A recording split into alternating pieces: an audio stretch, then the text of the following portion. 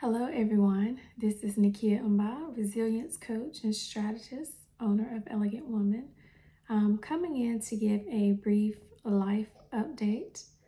So, 1 week ago today, the unexpected happened again.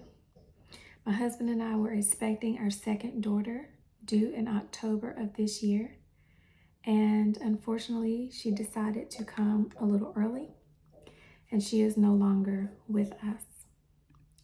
I've never had any cervical issues or abnormalities, and all of this was so unexpected. It was shocking for myself, for my husband, and for my medical team. Just to give a little backstory, the age of viability is 24 weeks. So that is the age where a fetus is able to survive outside of the womb, of course, with help. I was 18 weeks with our baby girl, so I wasn't in that viability window. But I have an amazing care team, and so options were given to me to do whatever we could do to try to keep her in a little longer to kind of close that gap. The hospital worked extremely fast in getting me evaluated and comfortable. And we started with the Trundleberg position. So that's a position where you're laying flat on your back. Your head is kind of, down here, and the lower part of your body is lifted higher so that gravity kind of works for you and not against you. And so upon arrival to labor and delivery, all of that took place within the first 30-45 minutes. Then our maternal fetal doctor came in and did an ultrasound. And at that moment, I literally could not believe my eyes. I was shocked. Our daughter was already down in the birth canal. Water bag was bulging out. She was in position for delivery. And I thought to myself at that time, why are you down there? Now, she was low the whole pregnancy, as well as my daughter. Babies stay in different places within the stomach, within the womb during pregnancy. And so I didn't think anything about it with her being low because her sister was also low. I didn't have any bleeding. I had no issues. It was just that day, that Friday, I was just in so much pain that I went to the doctor and they sent me to labor and delivery. And so at that moment, with seeing what we saw on the ultrasound, things changed. We were given options, medication options, epidural, all kind of things, and I declined everything. I did not even accept an IV. When you go into the hospital, they're always trying to give you an IV, and I was like, I don't want anything, because at this point in time, I wanted to know if my daughter came early. It wasn't because I took some medication. It wasn't because I sped up the process or put stress on her, but it was because it was her time to enter this world. And so I declined all medication in any capacity. And so I kind of just laid there. I laid there just processing our new reality that our daughter would not make it to her original gestation date. It was hard. It was hard. I cried a lot. I questioned things. I was very hurt.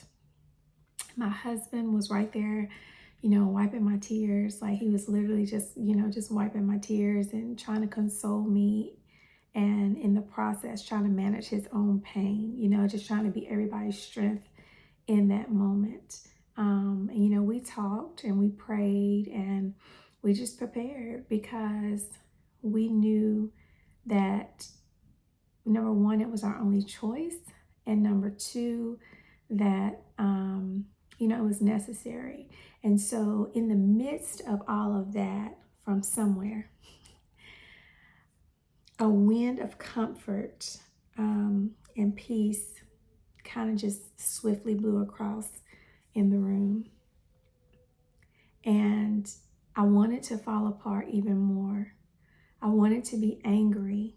I wanted to, just have a level of rage and just to express, and I couldn't, because that peace was consuming me so much end to end.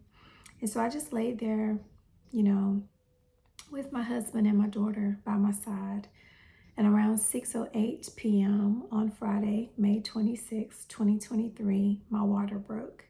So I just pushed the nurse's button and I kind of turned on my side and started breathing, because if anyone watching has ever had children, once those, water breaks, those contractions intensify. So I vaginally delivered Genevieve, that's what we named her, at 6:20 p.m. So you see, that was a very small window. Had I not listened to my body and went to the doctor, upon just feeling that pressure, I would have ended up having her at home. So we blessed her and we spent, moments with her on her birth and her death date. So at this point, many of you may ask yourself why or how I'm even able to share this or even smiling in this hour. And truth be told, in all things, I still trust God. And the peace and comfort that we have during this is both indescribable and immeasurable. It's not something I can explain to you. I just can't. I don't think I can even put it into words myself at this point. And so I lean out into my own understanding in all of this. But I do know there's nothing we did or didn't do, to cause it. I will never know how or why this happened to me twice in a 20-year span of time, both during the month of May. But I know that even in the midst of the unknown, in the midst of the pressure, in the midst of pain, the plans and purposes for my life still prevail, right? My first loss was extremely traumatic. It was bad, and it taught me the power of advocacy for myself. And so I switched, my approach when I go to doctor's offices. Made sure that I'm not going somewhere that I'm switching doctors every visit, making sure that I educated myself on, healthy pregnancies and delivery positions and things like that. So I don't lay on my back when I have my children. I lay on my side or in another position that's more favorable for women that are giving birth. And I have a lot of support. So I have a midwife, I have my regular OB, and I also have a doula. So I know that's a lot. And I people laugh at me all the time because they're like, you have a midwife and a doula? I'm like, yes, I do. And it just gives me a sense of peace. So Friday, it just so happened that my OB and my midwife were the two physicians on call. That's not a coincidence. And even in the midst of that day, it seems like that end to end, God strategically aligned things to give me some sort of sense of, I'm not going to say comfort, but a sense of, strength and knowing that the people caring for me are people who actually knew me as well.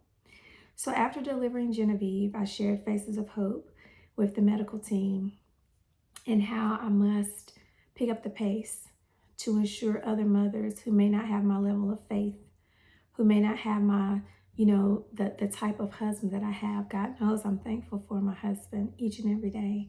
I waited a long time for him, I felt like he wasn't gonna never come. But he did, and I'm very thankful for him and for his strength and his level of faith, especially when walking through seasons like this. And there's women out there who don't have the knowledge or the support system. And when they leave the hospital, you're already leaving the hospital empty-handed because you don't have your baby. And we end up in a place that we suffer in silence. And I've been there before, so I know that it's possible. And so I learned about the large numbers of women that are leaving the hospital without their babies. And it was truly astonishing to me. While in 2022, I determined this year to be a planning year for Faces of Hope. I told everyone, I was like, next year is just going to be a planning year with the executive board and I. And that's, where we've been this year. But after experiencing this a second time, it has fueled me to get these keepsake boxes and resources into these hospitals and birthing centers sooner. And so in all of this, you're probably wondering how I'm doing. Well, physically, I'm healing day to day from having a natural delivery because your body, is getting back to normal. So you have all kind of, you know that you delivered a child a couple days after delivery because your body reminds you. So my body is recovering. I'm doing my best to really stay still and relax. It's hard because sometimes I find myself, I'm like, you can't sit down, you're doing too much. I want to go outside and, and mess in the yard, and I want to be upstairs and then I want to be downstairs. And so I'm just trying to be still. As the older people would say, sit down somewhere. My milk came in this week, so I'm dealing with that. I don't have a baby, to give the milk to. And so I'm just, walking through that. So each day my stomach gets smaller, reminding me that there's not a baby in there anymore. And mentally and spiritually, I'm in a good place because I'm fueled by the need to serve my gift on a greater capacity and do my best, give the best of my ability to ensure other women aren't suffering. All I could think about was, what about these other women? Are they okay? Do they have support? Are they going home to an environment that's conducive for healing? And so it's really hard when the hardest parts of your life are what serves as the foundation for inspiration for others. And healing is a very delicate process, regardless of the circumstances around the pain. It may not be from losing a child, it could be from something else. But you always have to give yourself time, grace, and patience to really overcome that season with strength and peace. And so on today, I just wanted to give a life update because I know I've been kind of quiet. And I ask that you not be sad for my family and I. But instead, I want you to join with me as I embark on this journey to providing resources, solutions, and support for other mothers who have experienced child loss. Many of you watching have had a miscarriage. You may have had a stillbirth or some other pregnancy complication, and you may have never told anyone, or maybe you have. But either way, you left the hospital without your baby. You are 1 in 4. I am 1 in 4. You are the faces of hope. I am a face of hope. You are part of the community of hurting, grieving women. I am as well. And so just know that together, collectively, we can inspire, empower, and encourage other women to use these broken elements of their life and build up to their purpose. Now, Faces of Hope, for those of you who do not know, we are a 501c3 organization based in North Carolina. Our website is listed above this video. I urge you to join me and many others in supporting this vision, providing keepsake boxes to local hospitals and birthing centers so that when mothers leave, although they're leaving without their baby, they have something tangible to help them start the healing process once they're at home.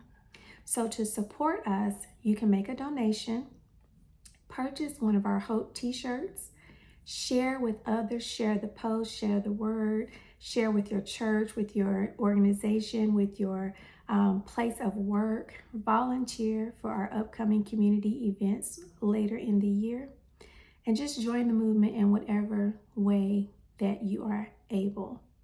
This is not my assignment, it's our assignment, and I can't do it alone. So in addition, yes, before you ask, we still have our construction company and our other companies. Those are separate from the nonprofit. But at this point in time, We have to do our absolute best to ensure that we get into these hospitals and birthing centers sooner. Next year may be a little too late.